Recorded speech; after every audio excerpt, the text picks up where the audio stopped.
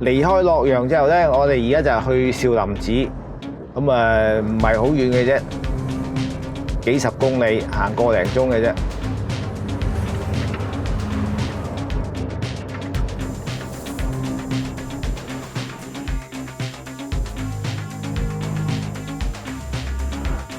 提起少林寺呢個武林聖地，邊個唔識呢？武俠小說裏邊，少林派始終係泰山北斗，有乜嘢糾紛都係要請少林高僧出嚟主持公道。咁真實嘅少林寺有咩樣嘅呢？好，我哋入去認真睇下先。入咗少林寺嘅山門之後，呢個庭園兩邊動咗好多石碑。點解叫天下第一祖庭呢？就係達摩東來喺1500年前，開始起呢座廟，就發展禪宗。咁啊，呢個係禪宗嘅祖庭，所以叫天下第一祖庭。我哋去韶關華南寺就係六祖，天下功夫原出少林。呢個龜山碑日本柔道嘅和尚過嚟喺少林立花碑，證明日本柔道呢又係原出少林。少林寺就1500年歷史，呢棵銀杏樹又係1500年。開廟嘅時候種，樹上嗰啲窿呢，就係嗰啲少林寺僧練功，揾手指一指禪篤出嚟個窿。呢個碑呢，就係我哋最熟悉嘅金庸先生寫嘅。佢呢就上過3次少林寺，咁佢後生上嚟少林寺爛溶溶，因為嗰陣時燒過未重建。佢第3次上嚟呢，就起好晒啦，重建咗。咁啊少林寺呢，因為佢寫咗咁多武俠小說呢，就送一套武林秘笈俾佢，送一套拳經俾佢。咁啊，佢就寫翻呢個字咧，叫少林秘笈，國之瑰寶。金庸先生咧，總共寫咗15部小說，書名嘅第一個字加埋可以連成一首詩。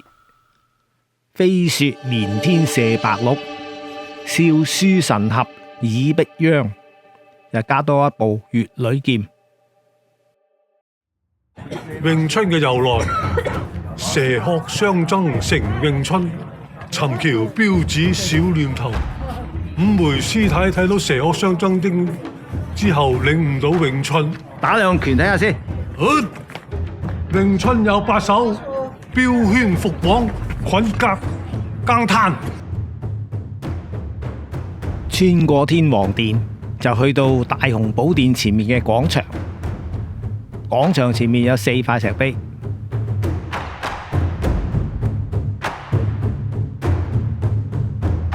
呢一塊係明幻幽禪師道行碑，記載幻幽禪師嘅生平。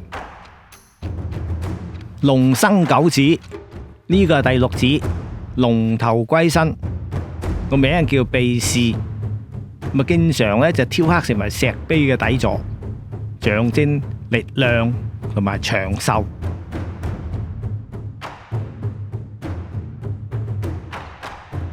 大雄寶殿右邊呢，就係供奉掃地僧嘅地方啦。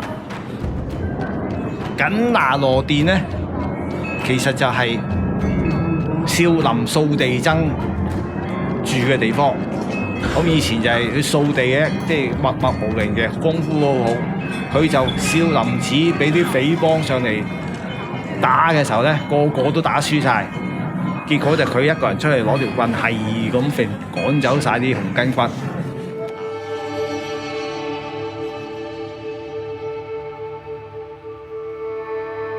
呢個原來就係要用嚟煮齋飯俾全寺僧人食用嘅大鐵鍋。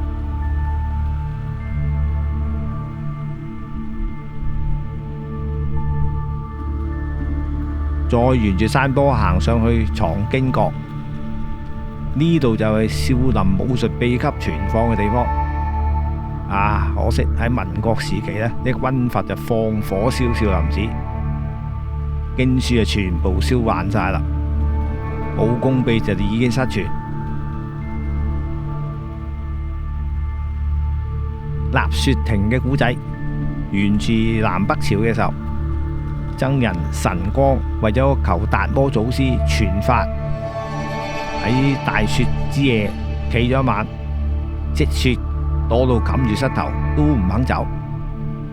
達摩就話：除非天降窮雪，我先會收你做徒弟。呢個神光啊，即刻揾刀斬咗自己手臂，啲鮮血染紅嗰啲雪。達摩祖師就俾佢感動咗，收咗佢徒弟，改名做慧可，就成為第二代嘅少林祖師啦。再上山去到西方聖人殿，呢個就係達摩祖師嘅雕像。呢度呢啲就係易筋經啦，係練少林武功嘅基本功。大家跟住牆上啲壁畫練就得啦，起碼都可以強身健體啊！呢個達摩院就係少林寺嘅練武堂，少林高僧一路練功，喺殿內嘅地面呢，留低咗4排腳印，每排12個，總共48個坑。大家叫佢做站樁坑。你諗下功力幾深厚啊！牆上明代嘅壁畫係500羅漢，規模好大，氣勢磅礴。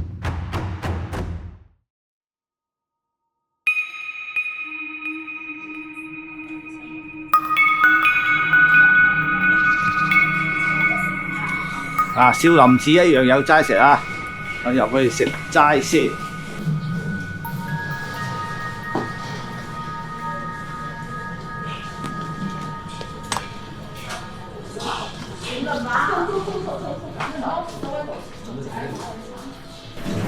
坐低啦，有齋食啦。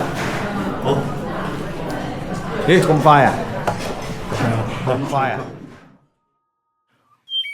出咗少林寺，外邊300幾米就係一大片塔林，係咁多年少林寺歷代嘅高僧嘅墓塔，由唐朝到清朝，總共有200幾座。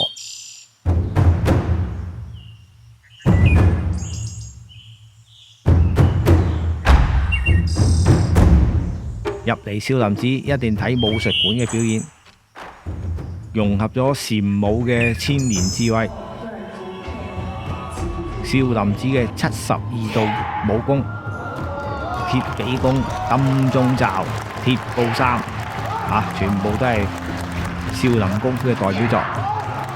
前嗰輪少林寺嘅主持呢，因為貪污犯法捉咗，當然對少林寺嘅聲譽有好大影響啦。其實少林寺以前都出過好多走肉和尚，魯智深都喺少林寺出過家，後來俾人趕出山門。成昆都係少林寺嘅叛徒啊！作為中國功夫嘅發源地，少林寺我哋梗係要去啦。